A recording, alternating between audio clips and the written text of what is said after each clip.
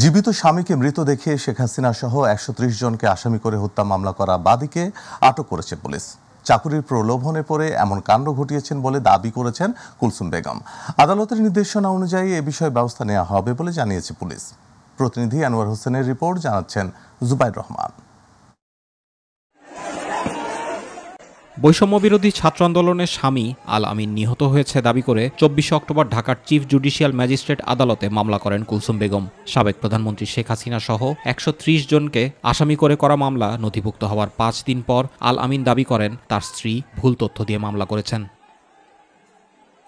ঘটনা প্রমাণিত হওয়ার পরই বাদীর সন্ধানে অভিযানে নামে পুলিশ। বৃহস্পতিবার কক্সবাজার থেকে কুলসুম বেগম সহ ৪ জনকে আটক করা হয়। চাকরির প্রলোভনে অপর ২ জনের পরামর্শে এমন কাণ্ড ঘটিয়েছেন দাবি করেছেন কুলসুম। ৫ই আগস্টে মারা গেলে দরগা কবরস্থানে দাফন হয়েছে, এটা আবার চিকিৎসা হয়েছে নারী শিশুতে, এই কাগজ দিয়ে মামলা করছে আমি শুনছি। না আমি তো জানি না কিছু মামলা কাহাতে কয়টা কে আসামি তাও জানি। তোমার তো একটা মামলার বাদী হইতে হবে, এখানে একজন মারা গেছে, তার কেউ নাই, তার বউ বলতে হবে যে তুমি তার বউ, আমরা মামলা করে ফেলছি, এখন তোমার এটা বাদী হইতেই হবে, না হলে তোমার ফাঁসি হয়ে যাবে। রুহুলের ছেলের সমন্বয়ক সে যে আমাদের কাছে আসে এবং আমাদের এক মাধ্যমে প্রায় ২৭ থেকে ২৮ লক্ষ টাকা আমরা ওকে পেমেন্ট করি।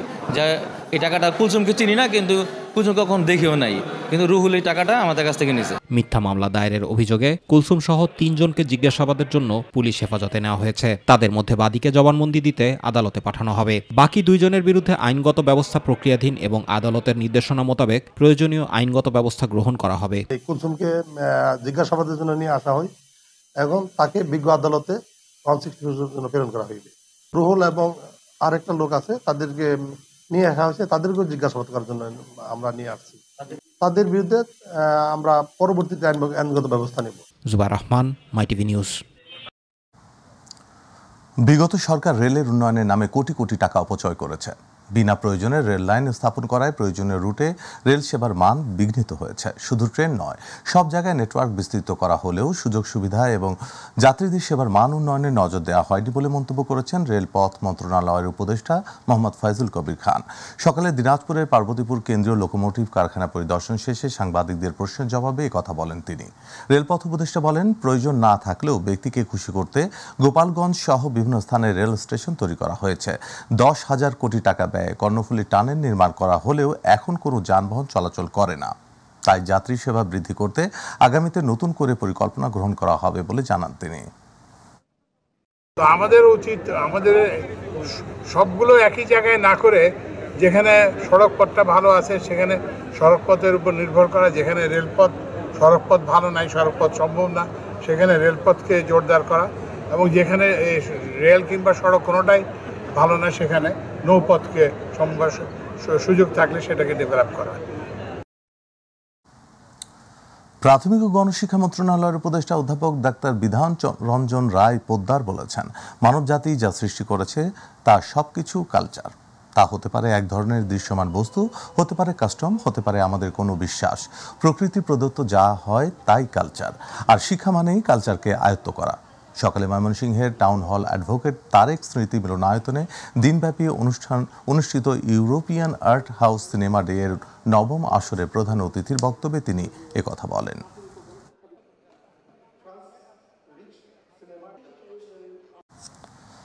প্রতিবেশী দেশ ভারত তাদের ভিসা দেওয়ার ব্যাপারে বিধি নিষেধ আরোপ করেছে। তারা ভিসা দেবেন কি দেবেন না এটা তাদের ব্যাপার। এটা নিয়ে সরকারের কোনো বক্তব্য নেই বলে জানিয়েছেন ভূমি এবং বেসামরিক বিমান পরিবহন ও পর্যটন মন্ত্রণালয়ের উপদেষ্টা AFM হাসান আরিফ।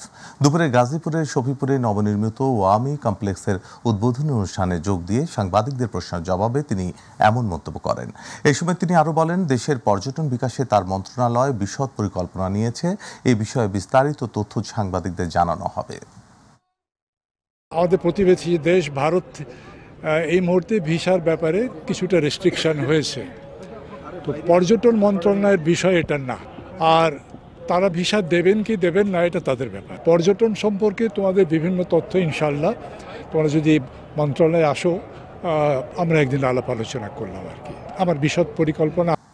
বরিশালে মুলাদি যাওয়ার পথে মীরগঞ্জ ফেরিঘাট এলাকায় গৌরনদী পৌরসভার সাবেক মেয়র ও আওয়ামী লীগ নেতা আলাউদ্দিন ভূঁইয়াকে মারধর করে পুলিশের কাছে সোপর্দ করেছে উত্তেজিত জনতা। এই সময় পুলিশের পিকআপ ভ্যান ঘেরাও করে আলাউদ্দিন ভূঁইয়া ফাঁসির দাবিতে বিক্ষোভ করে। পরবর্তীতে পুলিশ আটক করে ডিবি কার্যালয়ে নিয়ে যায়। গৌরনদী মডেল থানার ওসি ইউনুস মিয়া জানিয়েছেন, গত 15 নভেম্বর তার থানায় দায়ের হওয়া একটি মামলার সন্দেহভাজন আসামি হিসেবে আলাউদ্দিন ভূঁইয়াকে গ্রেফতার করে আদালতে প্রেরণ করা হয়।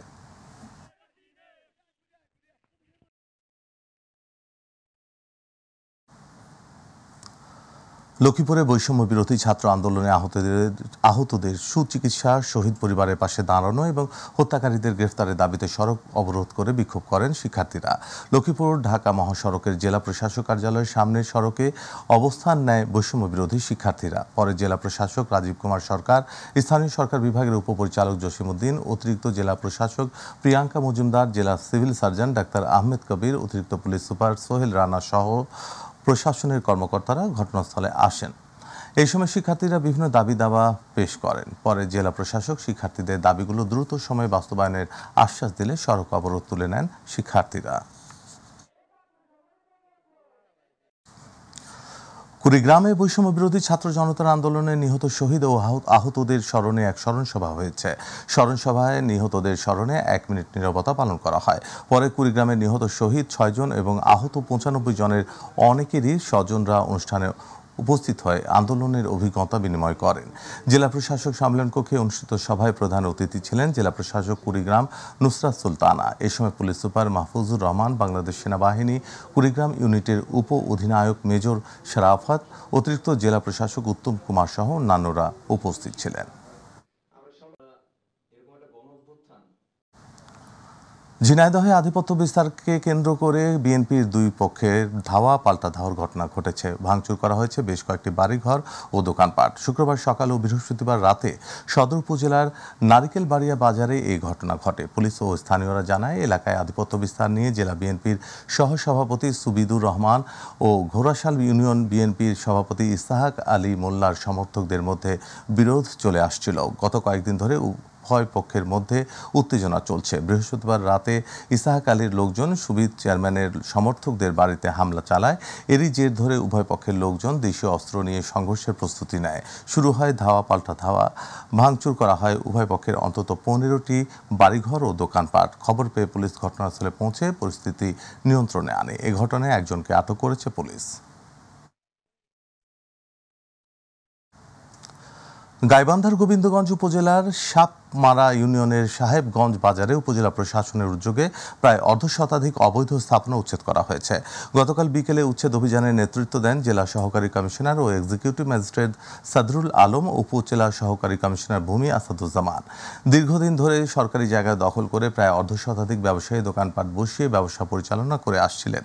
সম্প্রতি সার্ভেয়ার দিয়ে সরকারি জায়গা পরিমাপের পর এইসব অবৈধ দোকান মালিকদের নোটিশ করে অবৈধ স্থাপনা সরানোর অনুরোধ করা হয়, কিন্তু তারা সেই আদেশ না মানায় আজ অভিযান চালিয়ে এইসব দোকানপাট গুড়িয়ে দেওয়া হয়। গতকাল থেকে তারা এই স্থাপনাগুলো সরে নেওয়ার কাজ শুরু করছে, কিন্তু তারপরেও তারা অনেক ক্ষতিগ্রস্ত। তো এই কার্যকলাপগুলো যদি সরকার অতি দ্রুত করে দেয়, তাহলে আমাদের এলাকায় গরিব দুঃখী মানুষ তাড়াতাড়ি ব্যবসা চালিত করে। তো আমরা আশা করি যে এই বাজারের সুনির্দিষ্ট সময়ের ভিতরে আবার যেন অতি দ্রুত আমাদের স্থাপনের ব্যবস্থা করে দেওয়া হয়। এবার শারমিন কার সেন্টার চট্টগ্রাম বুলেটিন।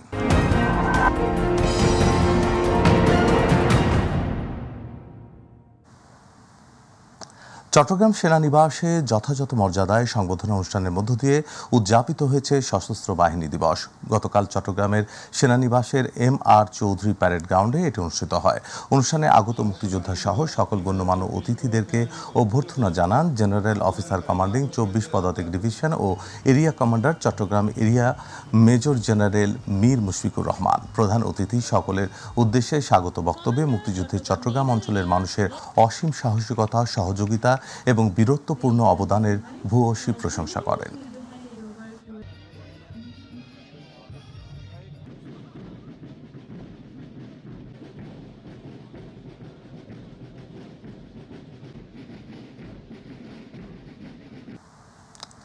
পূর্বশত্রুতার জেরে সন্ত্রাসী হামলা চালিয়ে বাসা থেকে জিনিসপত্র লুটপাট ও হামলাকারীদের দ্রুত গ্রেফতার এবং বিচারের দাবিতে সংবাদ সম্মেলন করেছে আগ্রাবাদ ২৮ নম্বর মুঘলটুলি ওয়ার্ডের বাসিন্দা মুজিবুর রহমানের পরিবার। গতকাল আয়োজিত সংবাদ সম্মেলনে লিখিত বক্তব্য পাঠ করেন ভুক্তভোগী পরিবারের সদস্য মুজিবুর রহমান। লিখিত বক্তব্যে তিনি হামলাকারীদের দ্রুত গ্রেফতার করে বিচারের আওতায় আনার জন্য বর্তমান সরকার ও প্রশাসনের দৃষ্টি আকর্ষণ করেন। এ সময় ভুক্তভোগী পরিবারের সদস্যরা উপস্থিত ছিলেন।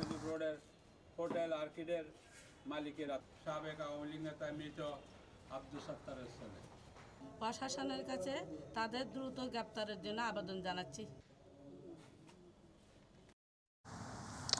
এবার আমাদের কৃষি।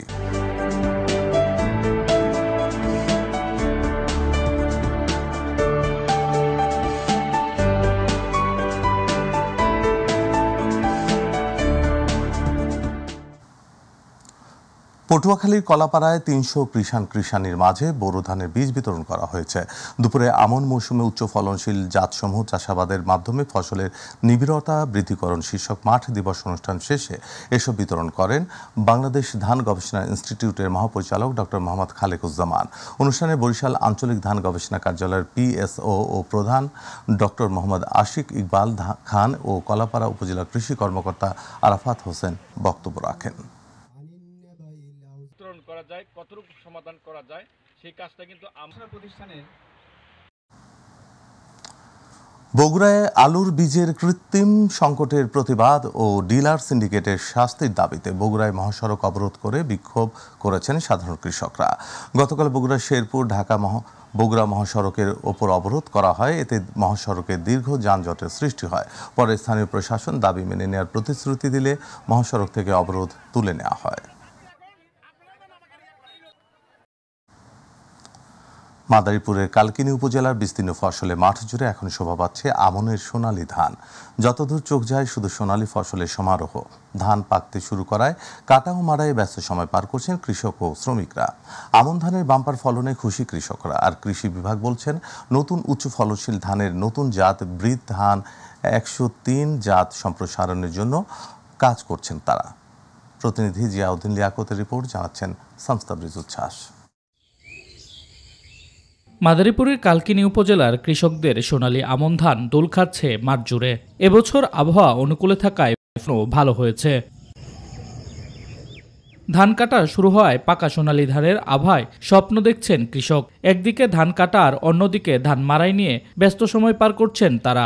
ঘন বর্ষার কারণে ভালো ধান হয়েছে, এই ধানের পরে আমরা সরিষা বুনব। আমন ধান এত ভালো হয়েছে দেখলে চোখ জুড়া যায়। এই বছর যে ধান লাগাইছি স্যার 25 থেকে 30 মণ ধান হবে এই 1 বিঘা জমি। এই ধানটা ফলন ও ভালো এবং সময় লাগে খুব কম। কৃষকরা জানায় আগে স্থানীয় জাতের আমন ধান আবাদ করত, ফলন তেমন ভালো হতো না। বর্তমানে কৃষি বিভাগের আমন ধানের নতুন উদ্ভাবিত উচ্চ ফলনশীল ব্রিড ধান ১০৩ চাষ করে লাভবান হচ্ছেন তারা। স্বল্প জীবনকাল ও রোগবালাই কম হওয়ায় আগ্রহ বাড়ছে চাষিদের। এবছর আমাদের লাভেরও আশা করতেছি।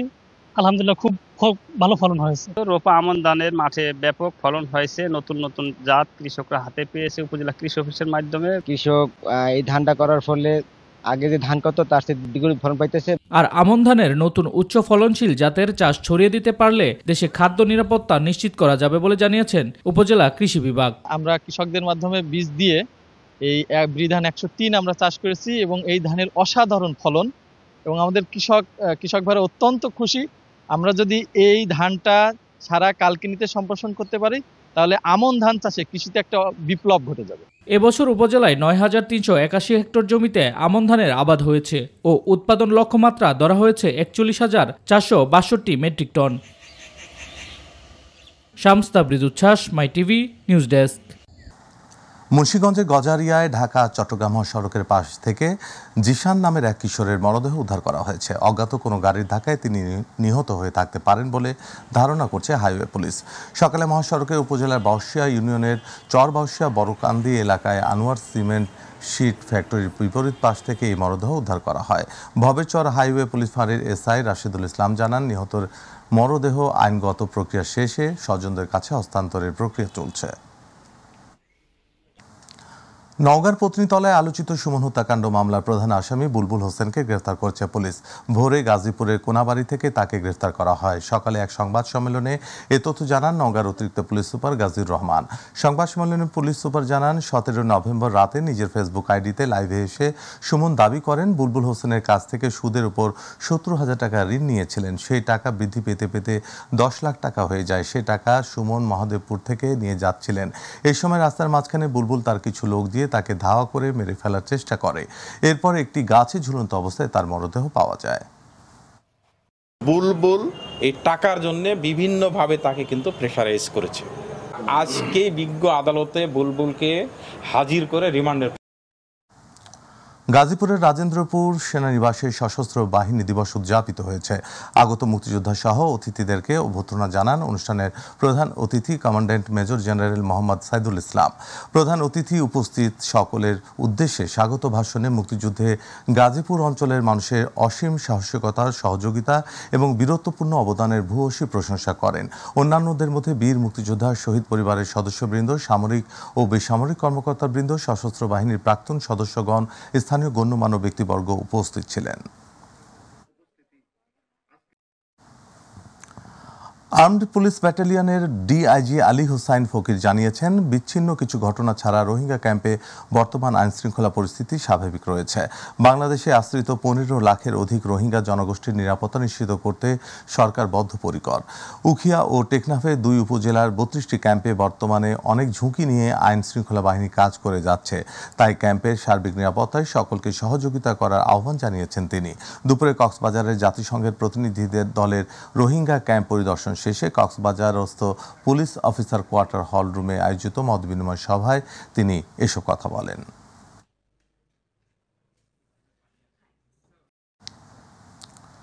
বিএনপি চেয়ারপারসন বেগম খালেদা জিয়াকে সশস্ত্র বাহিনীর দিবস উপলক্ষে সংবর্ধনা দেয় অন্তর্বর্তী সরকারের প্রধান উপদেষ্টা ডক্টর মোহাম্মদ ইউনূস ও সেনাবাহিনীকে শুভেচ্ছা ও অভিনন্দন জানিয়ে আনন্দ মিছিল করেছে শরীয়তপুর জেলা বিএনপি। জেলা বিএনপির সাবেক কোষাধ্যক্ষ মুজিবুর রহমান ও জেলা যুব দলের সাধারণ সম্পাদক জামাল উদ্দিন বিদ্যুৎ উদ্যোগে আনন্দ মিছিল করা হয়। এই সময় শরীয়তপুর জেলা বিএনপির নেতা আনোয়ার মাতবর, যুগ্ম সাধারণ সম্পাদক আতিক মোল্লা, পৌরসভা যুব দলের সাংগঠনিক সম্পাদক টিটু চোকদার, জেলা যুব দলের নেতা মফিদুল ইসলাম পাহাব, শাহিন ব্যাপারী, রফিকুল ইসলাম ও ছাত্রদল নেতা ইসাহাক সর্দার উপস্থিত ছিলেন।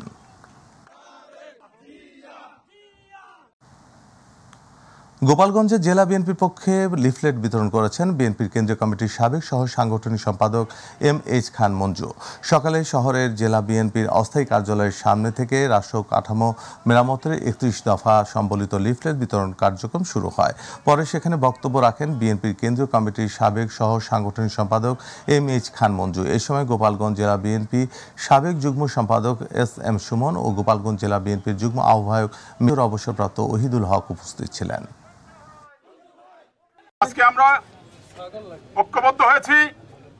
আজকে আমরা আমাদের নেতা জনাব তারেক রহমানের 31 দফা রাষ্ট্র কাঠামো মেরামতের জন্য আপনারা ধীরে সুস্থে পড়ে দেখবেন যে উনি যে কথাগুলো বলেছে,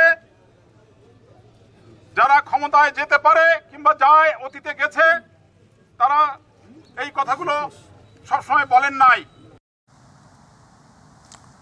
নোয়াখালীতে বাংলাদেশ জামায়াতে ইসলামী জেলা আমির ইসহাক খন্দকার বলেছেন, ইসলামী দল নিষিদ্ধ করা এত সহজ নয়, কারণ এর শিকড় অনেক গভীরে।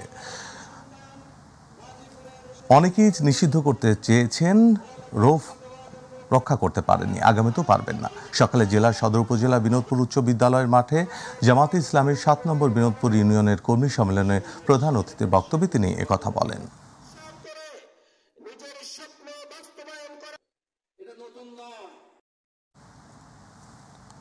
রাজশাহী কলেজের সমন্বয়ক পরিচয় দেওয়া জাসদ ছাত্রলীগের নেতা সোহেল রানার উপর হামলার দায়ভার ছাত্র দলের উপর চাপানোর প্রতিবাদে সংবাদ সম্মেলন করেছে মহানগর ছাত্রদল। দুপুরে মহানগরের একটি রেস্টুরেন্টে অনুষ্ঠিত সংবাদ সম্মেলনে ছাত্রদলের নেতারা হামলার ঘটনায় তাদের কোনো রকম সম্পৃক্ততা নেই বলে দাবি করে বলেন। বৃহস্পতিবার বৈষম্য বিরোধী ছাত্র আন্দোলন রাজশাহীর সমন্বয় কমিটি গঠনকে কেন্দ্র করে নিজেদের 2টি গ্রুপ বিরোধে জড়ায়। এক পর্যায়ে তারা নিজেদের মধ্যে সংঘর্ষে লিপ্ত হয়। সে ঘটনায় উদ্দেশ্য প্রণোদিতভাবে রাজনৈতিক স্বার্থসিদ্ধির লক্ষ্যে চিহ্নিত জাসদ ছাত্রলীগ নেতা সোহেল রানা রাজশাহী কলেজ ছাত্রদলের নেতা কর্মীদের নামে মিথ্যা ও ভিত্তিহীন কুৎসা রচনা করছেন। তারা তার তীব্র প্রতিবাদ জানান। আমরা বাংলাদেশ জাতীয়তাবাদী ছাত্রদল গভীরভাবে উদ্বেগের সাথে লক্ষ্য করছি যে গতকাল বৈষম্য বিরোধী ছাত্র আন্দোলনের সমন্বয়ক কমিটি গঠনকে কেন্দ্র করে রাজশাহীতে নিজেদের মধ্যে দুটি গ্রুপের বিরোধে জড়ায়। এক পর্যায়ে ছাত্রদলের সুনাম ও ঐতিহ্যে ঈর্ষান্বিত হয়ে জাসদ ছাত্রলীগের নেতা সোহেল রানাকে দিয়ে এমন ঘৃণায় অনেক কাজনের ঘটনায় ছাত্রদল জড়ানো হয়েছে, যার আমরা তীব্র নিন্দা এবং প্রতিবাদ জানাই। নড়াইলের জেলা প্রশাসক লোহাগড়া উপজেলার বিভিন্ন প্রতিষ্ঠান পরিদর্শন করেছেন। লোহাগড়া সহকারী কমিশনার লোহাগড়া সরকারি পাইলট উচ্চ বিদ্যালয় পরিদর্শন করেন। জেলা প্রশাসক শারমিন আক্তার জাহান এ সময় স্কুলের বিভিন্ন শ্রেণীকক্ষে যান এবং ছাত্রছাত্রীদের খোঁজ খবর নেন। এ সময় উপজেলার নির্বাহী অফিসার মিঠুন মৈত্র, প্রধান শিক্ষক এস.এম. হায়াতুজ্জামান উপস্থিত ছিলেন।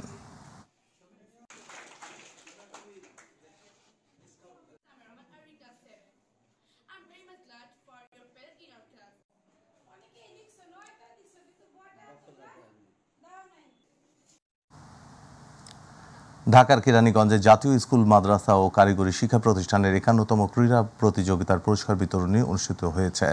গতকাল উপজেলা অডিটোরিয়ামে পুরস্কার বিতরণী অনুষ্ঠানে প্রধান অতিথি ছিলেন কেরানীগঞ্জ উপজেলা নির্বাহী কর্মকর্তা রিনাত ফৌজিয়া।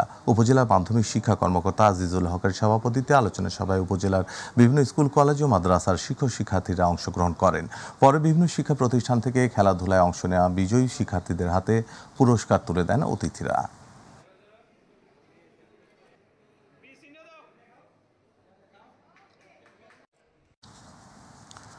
টাঙ্গাইলের নাগরপুর উপজেলার যদুনাথ সরকারি প্রাথমিক বিদ্যালয়ে মহাসমাবেশ হয়েছে। গতকাল বিদ্যালয় প্রাঙ্গণে এই সমাবেশের আয়োজন করা হয়। উপজেলা শিক্ষা অফিসার আলমগীর হোসেনের সভাপতিত্বে প্রধান অতিথি ছিলেন উপজেলা নির্বাহী কর্মকর্তা আরাফাত মোহাম্মদ নোমান। এই সময় বিদ্যালয়ের প্রধান শিক্ষক রফিকুল ইসলাম, উপজেলা সহকারী শিক্ষা অফিসার জি.এম. ফুয়াদ মিয়া সহ অন্যান্যরা উপস্থিত ছিলেন। পরে বিদ্যালয়ের শিক্ষার্থীরা মনোজ্ঞ সাংস্কৃতিক অনুষ্ঠান পরিবেশন করেন।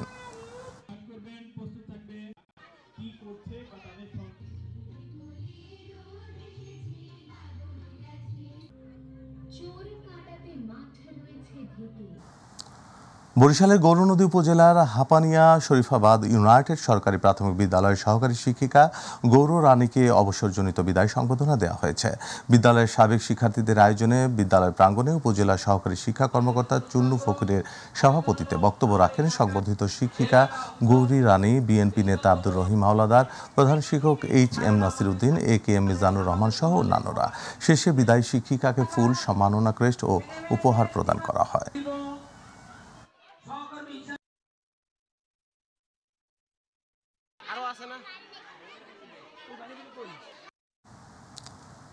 পিরোজপুরে শুরু হয়েছে বরিশাল বিভাগীয় জিয়া ক্রিকেট টুর্নামেন্ট। পিরোজপুর জেলা স্টেডিয়ামে বরিশাল বিভাগের ক্রিকেটারদের নিয়ে সকালে টি-20 খেলা লাল ও সবুজ দলে বিভক্ত হয়ে অংশ নেয় খেলোয়াড়রা। এই সময় জাতীয়তাবাদী দল বিএনপির কেন্দ্রীয় কমিটির ক্রীড়া সম্পাদক আমিনুল হক, জাতীয় ক্রিকেট দলের সাবেক অধিনায়ক মেহরাব হোসেন অপি, জেলা বিএনপির আহ্বায়ক আলমগীর হোসেন, সদস্য সচিব গাজী ওয়াহিদুজ্জামান লাবলু ও যুগ্ম আহ্বায়ক শেখ রিয়াজউদ্দিন রানা উপস্থিত ছিলেন।